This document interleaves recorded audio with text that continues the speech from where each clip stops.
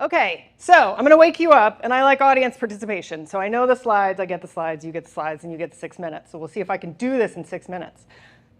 I am not SaaS. I'm all about kicking your SaaS in gear, and I love SaaS, $700 billion industry. We're mortgage as a service. So I'm going to say no mass, it's mass.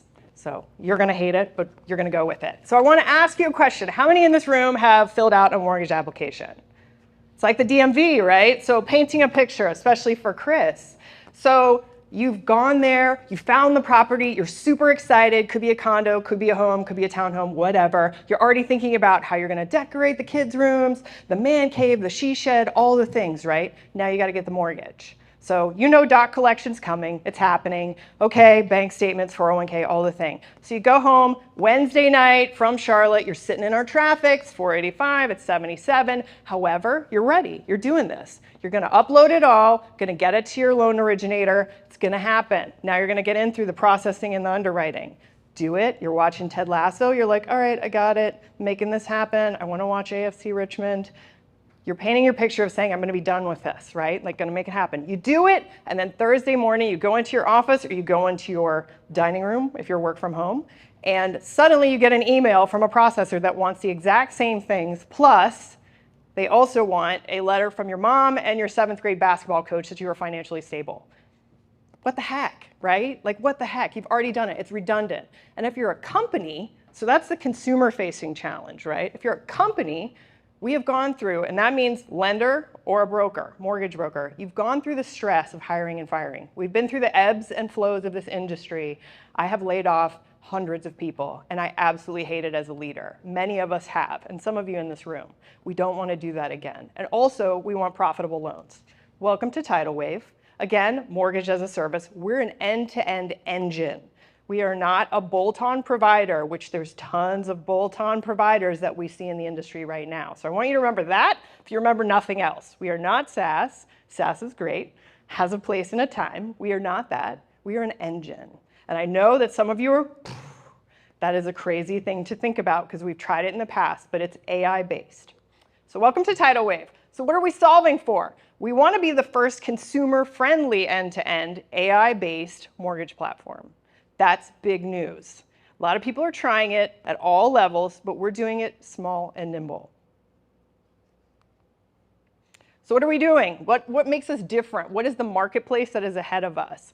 It's a self-service platform that, again, is AI-based. So imagine you're watching that Ted Lasso, and instead of talking to document collection that you know is going to end up with 10 extra questions after the fact, you're talking to Cooper, a chatbot. Cooper is going to ask you, and not only ask you for your docs, all those bank statements, all the stuff you know you got to go and collect. It's like the DMV, but you can do it a lot faster if you can just do it yourself. But then Cooper's listening. That's the difference. Right now, you have 10 people in the chain who are listening, from loan originators to underwriters to processors to closers. And they might not be talking to each other. Cooper's listening the whole journey. And Cooper is answering and listening and changing those answers because Cooper is learning you. That's the beauty of AI. So it's a self-service platform, both for the consumer and for the lender and broker, because the UI and UX goes to both sides. That's also very unique. It's end-to-end. So again, we are taking on the whole journey. We're not Encompass. We're not Blend. We're not many of the SaaS providers right now that are doing this, and they're doing it well. We're not replacing them. We're just trying to give lenders and brokers an end-to-end journey. Brings the AI innovation. I think that says for itself what it needs to say. It also brings the overhead of lending to zero. So your per loan charges, some people call it human capital. We're not replacing humans. Don't let AI fool you. We have to augment humans and then reskill humans. So for right now, we need your subject matter expertise if you're a mortgage loan originator or if you're an underwriter. But we need you to be able to use your brain on the tough loans. So the things that Cooper can solve and get you through the process and get your company through the process in much less time. And then powerful configurability across pricing, eligibility, and underwriting, the 3 main engines that power a loan. We have 3 engines: pricing, eligibility, and underwriting. So here's our team. So to your point, hopefully it's not too buried. Our team, end of story, all you need to know about this slide, we've done it before, we're doing it again. This is not a rookie move. We're not, God bless the 25-year-olds in the room. We need you. We love you for the future. We are all people who have been both on the tech side, whether at Google, Meta, Facebook, tech side, Silicon Valley, and then moved into mortgage. These are people, our CEO and co-founder, as well as Jack, Chang, and Diane, have all read underwriting guidelines and the selling guide from Fannie Freddie. That's a 1,200-page document 6 times. I don't want to do that in my spare time, but we have built it before it better, and we're going to build it again. So we know automation, we know mortgage, and we know tech, the 3 things that are going to spell success for a mortgage engine, which is a big ask. Our success milestones so far, so we're a little odd. We've already raised, because of the prowess of our founder team, we've raised $2 million, which is odd for a seed-funded, bootstrapped company. Usually it's the opposite. We're looking for a lot more money. Right now, we're not looking for money. I'll get to my ask, which is looking for partnerships, because we're Goldilocks looking for that right bed fit. Is it too big? Is it too small? That's the lender partners we're looking for. So right now, our milestone is a tech build. We have the seed-funded money. We're going for Series A in the fall, but we need to go and get into underwriting loans. So our revenue model right now is a subscription basis. I feel like it's 5:30 in the morning and I'm waking up right now because I'm over time and it's giving me anxiety. But what we're looking for in the ask is strategic partners. So for the next 2 quarters, what we're looking for as we go into Series A is basically lenders and mortgage brokers who let us under the hood. We need to find the right size, like Goldilocks, to say this bed is too big, this bed is too small, this bed is perfect, so that we can underwrite 50 or so loans and get it under the hood so we build assumptions into AI. And that's me. So end of story. We are Goldilocks. We are mass. We are not SaaS. And we are looking for you if you're a lender.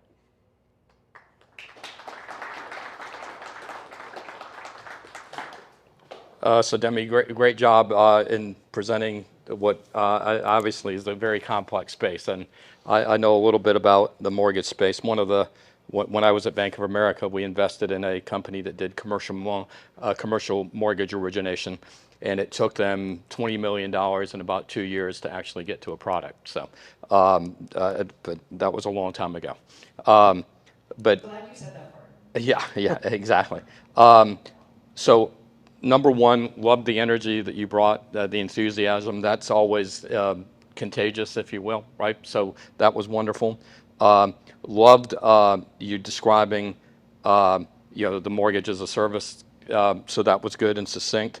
On the end-to-end engine piece, I got a little fuzzy there because I was kind of trying to figure out where you were fitting, because as you described, there are a lot of different players in the space, right? From some legacy systems to some relatively new players. I was having a little bit of trouble focusing on where you would fit. When you got to it, you did do self-service platform that has the 3 components: pricing, eligibility, and underwriting. That was helpful. I might actually move that up, especially for the relatively dumb included investors, right? Get that up a little bit earlier. I did love the fact that you got the team in there. I think your timing was good on that. I would always put it earlier, but it was good. And I love the fact that you really got very hard focused on what are you looking for now in terms of a Goldilocks partner to be able to demonstrate in the market that your solution works. And by the way, congratulations on having the $2 million of funding given the stage that you're at. That's pretty impressive.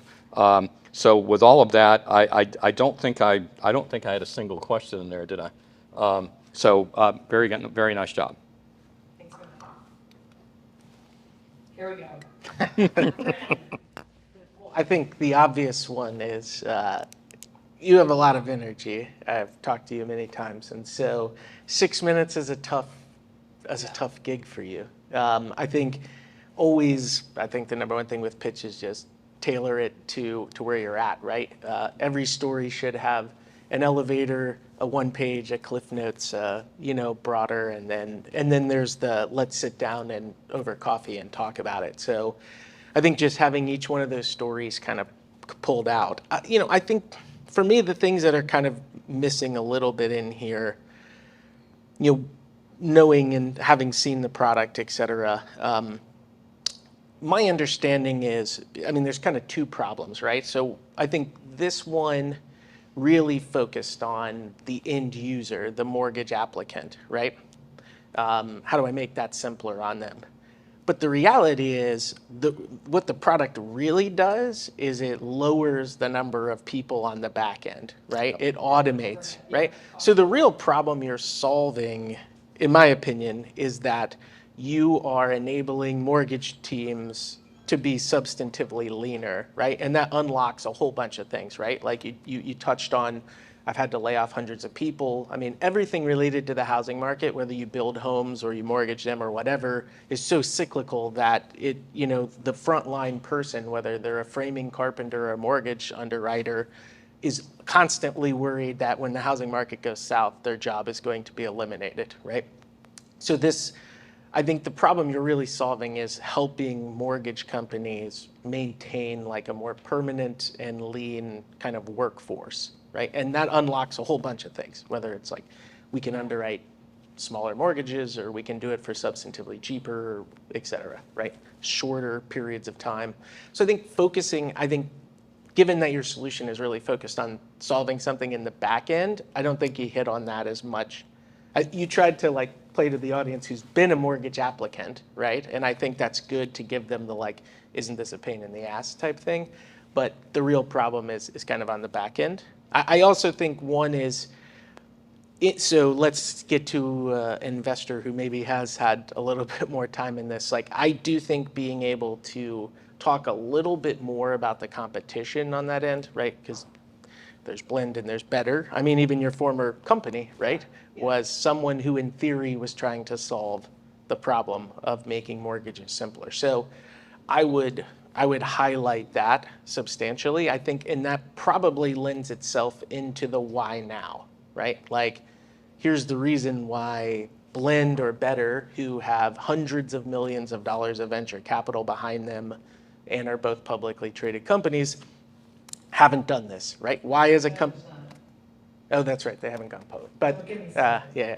But my point is, there's something in the why are 3 people from Better leaving with $2 million and they're going to do something, no pun intended, better than what they were doing before. So I think there's a real opportunity in there to kind of highlight. I mean, I guess the question on that end is like, what's happening right now that enables you to, why does this need to exist right now? And how do you win against these hyper-capitalized competitors? Yeah, great question. And can I answer? Yeah, no, absolutely great, even if it was just rhetorical, is why we exist now. And sorry, I did try to play to the audience because I was like, how many of you have done mortgages? And then also, how many of you are lenders, right? So good point, though. It's kind of like figure it out and just go from business to business no matter what, is effectively, it's painful. It's painful for companies, and it's painful, and it's painful for the applicants. So from the, I know, it's about painful. And that's why I didn't wear heels today, so whatever. Is basically why we exist is speed. Humans don't exist, which is why we're going for refi right now. Everyone's been laid off in refinancing homes. There's zero production right now, if not 1 or 2 loans per lender. So we can scale as that will come back. To the cyclicality of this industry, it's going to come back in 9 to 12 months. And then by that point, we're ready for purchase, which is the big elephant in the room. So we're building an underwriting engine right now. We're already through pricing and eligibility, so we need that partner. That's the why now. We need to solve that for the lenders, to your point, and the mortgage brokers, so that they have a solution to scale back. They don't have to go and scramble when this market does come back, and they don't have people. And then we have to train people, or the MLOs have gone into some other space, they're in another industry, and that's what we did at former company, was pull people from retail, pull people from hospitality. Suddenly they're getting NMLS licenses. What are we doing? What are we doing? We're killing an industry and creating an industry every 3 to 5 years. We don't want to do that anymore. With AI, we can do that with one engine. So maybe I just recreated the slides right there. So the question is then, why you? Like, why aren't the companies with hundreds of millions of dollars in their bank account able to do this? Why? I mean, they've been working on it for years. They have products. What are you going to do that's going to amplify that they somehow have missed with all this money? Yeah, great question as well, and very valid, is that one, their teams are trying to figure out what is our debt ceiling right now and what is that going to do to our company. Their teams half don't exist, and it's at a very high level where it's not the subject matter expertise anymore. It is actually the people that are CTOs, CIOs, et cetera, and saying, what the heck are we going to do when this does come back? And they don't have a nimble team that says R&D. If they do, wonderful, but they're getting bogged down in bigger process and competing priorities. We're watching that. We're actually talking to those companies that have had that, to your former employer, is it's too big, it's too coggy. And then there's a lot of SaaS that they're trying to put together and say, well, how does that incorporate with our existing systems? We don't have to. You can bolt on whatever you want to bolt on to an engine. So to your point, we're nimble enough to do it. And we're small enough that we can be craggy to each one of those. That's why we want 2 strategic partners to say, what do we know we're not building? And then we can vertical this to say, well, if you're a correspondent lender, we can go in this direction. If you're more of a purchase, rate term loans, we can go this direction. And we can make those splinter cells of the verticals. But those strategic partners are the ones that are going to drive the pain to say, if we had time to do this, we would do this. Really do this well. That takes some time. Thank you, Demi. Thank you.